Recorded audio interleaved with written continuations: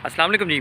आज हम बात करेंगे पुर्तगीज़ लोगों की लाइफ के बारे में कि पुर्तगीज़ लोगों की लाइफ कैसी गुजरती है। हमारे लोग वहाँ से आते हैं यूरोप में पैसा कमाने के लिए, और आजकल लोग पूरी दुनिया से पुर्तगाल में आ रहे हैं। लेकिन पुर्तगीज़ लोगों की लाइफ के बारे में आज हम डिस्कस करेंगे कि इन लोगों की लाइफ कैसी गुजर रही है।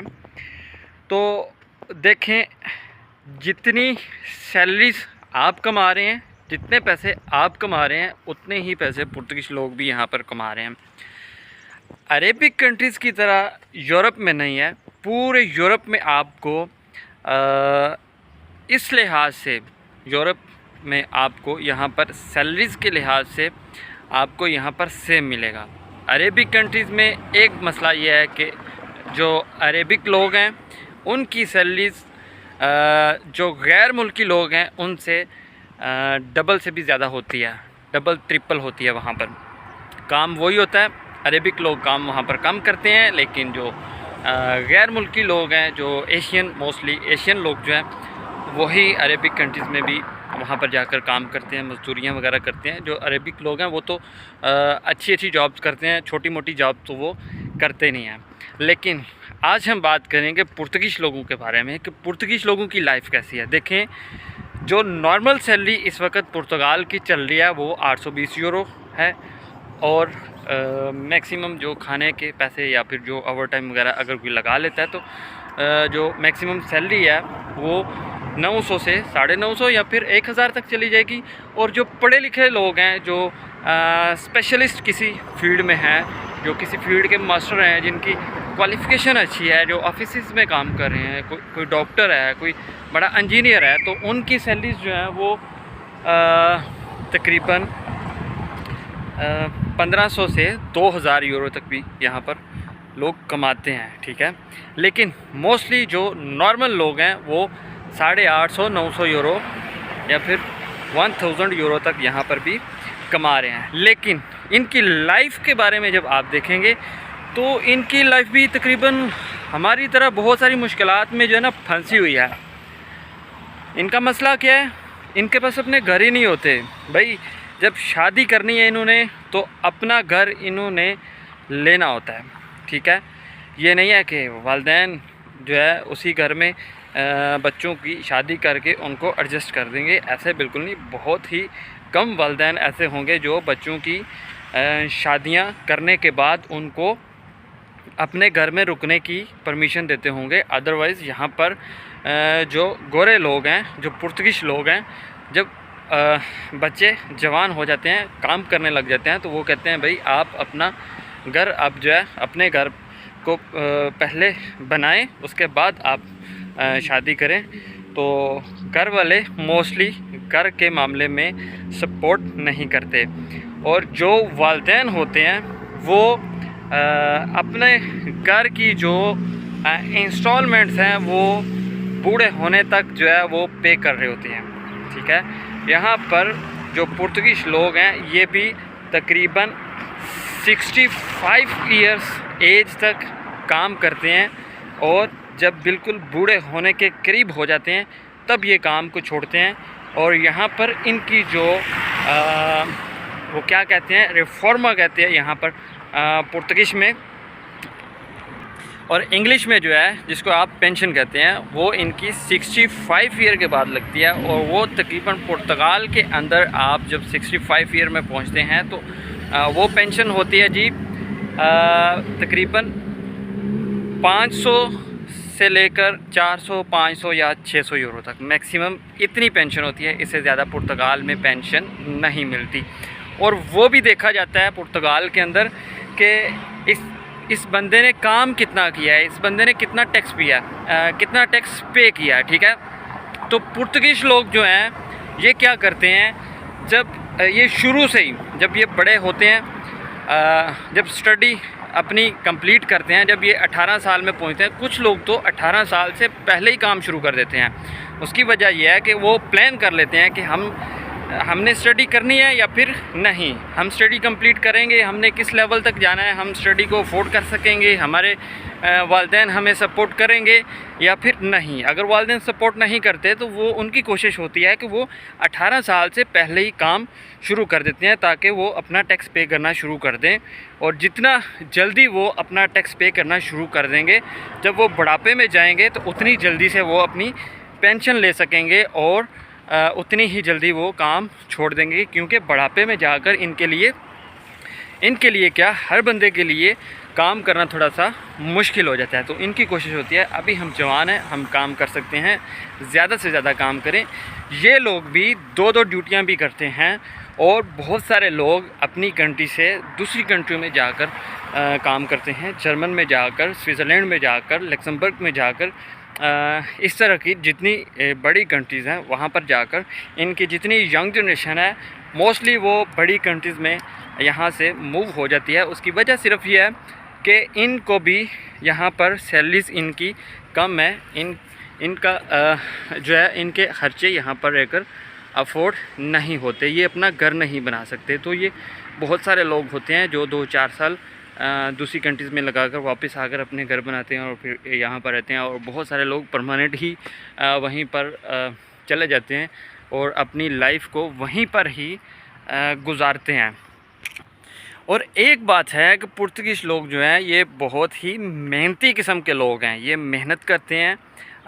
खेती बाड़ी का काम भी ये लोग ख़ुद भी करते हैं। इनके घरों में जो लोग रिटायर हो जाते हैं, बूढ़े हो जाते हैं, वो उनके पास अगर इनकी अपनी ज़मीनें हों तो वो अपनी ज़मीनों में खेती बाड़ी करते हैं। हमारे साथ बहुत सारे ऐसे पुर्तगीज़ लोग हैं जिनके घर जो हैं वो गांव एरियाज़ में हैं और वो फैक्ट्रीज़ वगैरह में और जहाँ पे भी वो काम करते हैं, और जब वहाँ से वो घर जाते हैं तो वो अपनी ज़मीनों में जाकर वो ख़ुद भी काम करती हैं, फीमेल्स भी काम करती हैं और मेल्स भी काम करते हैं। इनके मिलकर अपने घरों में जाकर वो खेती बाड़ी का काम भी करते हैं। मोस्टली लोगों ने अपने घरों में छोटे छोटे लॉन जो होते हैं, छोटी छोटी जो स्पेस उनके पास होती है, वहाँ पर भी उन्होंने अपने घर के लिए जो है वो सब्ज़ियाँ वगैरह वहाँ पर लगाई होती हैं ताकि हम बाहर से ना ख़रीदें, हम अपने घरों में फ्रेश सब्ज़ियाँ और फिर हमें जो है सस्ती पड़ जाती हैं, हमें फ्री में अपने घर से मिल जाती हैं। तो ये लोग भी बहुत ज़्यादा मेहनती हैं। और इसके अलावा अगर देखा जाए तो पुर्तगीज़ लोग जो हैं ये अखलाकी लिहाज से बहुत ही अच्छे हैं। क्योंकि मैं इनके दरमियान रहा हूँ, इनके साथ अक्सर हमारा वास्ता पड़ता रहता है, तो इनके अखलाक जो हैं वो हमारे लोगों से बहुत ही ज़्यादा बेहतर हैं। कभी भी इनको ऐसे नहीं देखा बदतमीज़ी के साथ किसी के साथ पेश आते हुए, या फिर कभी इन्होंने हमने ये नोट नहीं किया कि इनके जो रवैया है वो गैर मुल्कियों के साथ और हो और अपने लोगों के साथ और हो। ये दूसरे मुल्क के जो लोग हैं, जो गैर मुल्की हैं, उनमें और अपने में बहुत ज़्यादा फ़र्क नहीं रखते। और ये लोग जो हैं बहुत ज़्यादा हेल्पफुल हैं, दूसरों की मदद करते हैं और दूसरों की मदद करके ये खुश होते हैं, ना कि किसी से जेलस होते हैं। बल्कि जहाँ तक ये लोग किसी की मदद कर सकते हैं, ये लोग दूसरों की मदद भी करते हैं।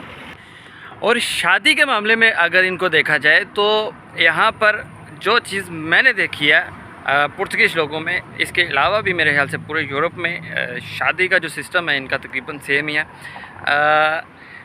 स्कूल, कॉलेजेस और यूनिवर्सिटीज़ में इनके जोड़े बन जाते हैं और वहीं से ये एक दूसरे के साथ गर्लफ्रेंड और बॉयफ्रेंड, मोस्टली यहाँ पर जो हमने देखा है कि बहुत अरसे तक ये आपस में गर्लफ्रेंड और बॉयफ्रेंड बनकर रहते हैं। हो सकता है कि ये अपनी पूरी ज़िंदगी गर्लफ्रेंड और बॉयफ्रेंड में ही गुजार दें, ये शादी करें ही ना। बहुत सारे लोग यहाँ पर ऐसे भी मौजूद हैं और उनके बहुत सारे लोगों के बच्चे भी हो जाते हैं, तब भी वो शादी नहीं करते। जब तक इनको एक दूसरे के ऊपर 100% जो है एक दूसरे के ऊपर यकीन नहीं हो जाता, तब तक ये एक दूसरे के ऊपर एक दूसरे के साथ शादी नहीं करते। क्योंकि जब इनको अगर इनके जहन में डाउट हो किसी किस्म का कि शादी करने के बाद मेरी जो गर्लफ्रेंड है वो मुझे धोखा देगी, वो मुझे तंग करेगी, या फिर बॉयफ्रेंड जो है वो मुझे तंग करेगा, वो मुझे धोखा देगा, तो इस वजह से मोस्टली लोग जो है ये शादी नहीं करते, या फिर अगर किसी की प्रॉपर्टी अच्छी है, किसी के पास पैसा अच्छा है, तो वो सोच समझ कर शादी करते हैं कि अगर हम शादी कर लेंगे तो उसके बाद अगर बॉयफ्रेंड या फिर गर्लफ्रेंड कोई भी दोनों में से एक अगर धोखा देती है, डाइवोर्स लेने की कोशिश करते हैं, तो इनकी जो प्रॉपर्टी है वो 50% इनके पास चली जाती है, तो इनको लॉस होता है। ये इसकी एक एग्जांपल जो है मैंने देखी थी इटली में। 2 भाई थे, अच्छे खासी उनकी ज़मीन थी, ज़मींदार थे, बहुत अमीर थे, लेकिन वो शादी नहीं करते थे, बूढ़े हो गए थे। उसकी वजह ये थी कि वो कहते थे कि हम अगर किसी से शादी करेंगे, हमारे पास बहुत ज़्यादा प्रॉपर्टी है और यहाँ पर जो फीमेल्स हैं वो धोखा देती हैं और छोड़कर चली जाती हैं, और फिर प्रॉपर्टी हमारे जो है वो आधा हिस्सा उनको देना पड़ता है। इस वजह से इनकी लाइफ बहुत ज़्यादा डिस्टर्ब हो जाती है। और ये घर के हवाले से मैंने आपको बताया कि ये तकरीबन ये बैंकों से घर लेते हैं और अपनी सारी ज़िंदगी जो है अपनी सैलरी में से हर महीने जो है इन्होंने पैसे, अगर इनकी सैलरी 800 से 900 यूरो तक सैलरी है, तो ये तकरीबन 300 से 400 यूरो मियाँ और बीवी मिलाकर जो है ये घर का जो इंस्टॉलमेंट है वो पे करते हैं। उसके बाद जो खाने पीने के अखराजात हैं वो भी इन्होंने 50-50 करने होते हैं। अगर इनके बच्चे काम करना शुरू कर दे तो वो भी उसमें जो पैसे डिवाइड करते हैं। जो बिजली, गैस, पानी, इंटरनेट का जो बिल है वो भी सब के ऊपर डिवाइड होता है, मतलब कि हर चीज़ यहाँ पर डिवाइड करते हैं। और यहाँ पर जो है हर बंदे ने जो कमाने वाला है, बच्चे अगर छोटे हैं तब तो वालिदैन की ज़िम्मेदारी होती है, और अगर कमाना शुरू कर दें तो उसके बाद उन्होंने जो पैसे हैं वो 50-50 जो है सब ने करने होते हैं, किसी के ऊपर ये बर्डन नहीं डालते। और यहाँ पर जितनी भी फीमेल्स हैं वो काम करती हैं, ऐसे नहीं है कि मेल काम करें और फीमेल काम ना करें। और एक चीज़ मैंने यहाँ पर देखी है कि फ़ीमेल की लाइफ जो है मेल लाइफ से थोड़ी सी डिफ़िकल्ट है। उसकी वजह यह है कि पुर्तगीज़ लोगों के, दूसरी कंट्रीज़ का मुझे इतना ज़्यादा आइडिया नहीं है, लेकिन पुर्तगीज़ लोग जो हैं ये इनके जो मर्द हैं ये थोड़े से सख्त हैं, और इनकी औरतें जो हैं ये बाहर का काम भी करती हैं सेम मर्दों के बराबर, और घर में आकर जो है जितना भी काम होता है मोस्टली इनको करना पड़ता है। कुछ जिनके हस्बैंड अच्छे हैं वो अपनी जो गर्लफ्रेंड है उनकी, या फिर उनकी अगर वाइफ है तो उनकी हेल्प भी करते हैं। अदरवाइज़ जो अच्छे नहीं हैं थोड़े, वो सारा दिन ड्यूटी से वापस आकर भी वो बाज़ के ऊपर ही गुजारते हैं, शराबें पीते हैं, वहाँ पर काफ़े बारों के ऊपर बैठे रहते हैं। और इनकी जो फीमेल्स हैं बेचारी वो घर के काम भी करती हैं, कुकिंग भी करती हैं, सफाइयाँ भी करती हैं और कपड़े भी धोती हैं। इस हवाले से इनकी लाइफ थोड़ी सी, इनकी जो फीमेल्स की लाइफ है वो थोड़ी सी मुश्किल भी है। तो मेरे दोस्तों ये थी पुर्तगीज़ लोगों की लाइफ। तो उम्मीद है कि काफ़ी इन्फॉर्मेशन आपको मिल गई होगी। तो इसके अलावा भी बहुत सारी इन्फॉर्मेशन है, लेकिन वीडियो बहुत ज़्यादा लंबी हो जाएगी। तो इंशाल्लाह मिलेंगे एक नेक्स्ट वीडियो में। अल्लाह हाफिज़।